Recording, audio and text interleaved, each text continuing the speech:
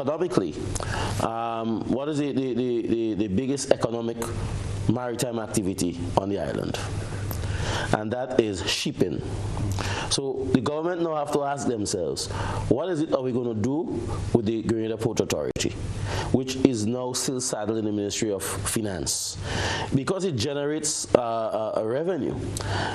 There's always been that. When I raised the subject at that time, maybe 15 years ago, well, how would the Minister of Finance, why would a Minister of Finance want to give up the Grenada Ports Authority? After all, the money is still coming into the coffers of the country. So to me, it's not, But what strategically, if you move the Ministry of the Grenada Ports Authority to under the Ministry of Maritime Affairs, then you seriously start addressing maritime issues.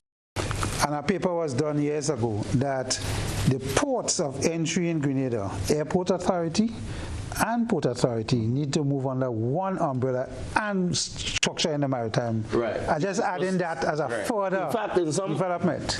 In some governments, Port Authority is a ministry by itself, both port and seaport.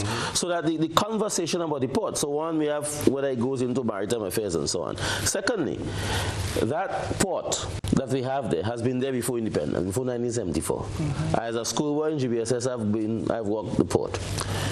Has it outlived its usefulness?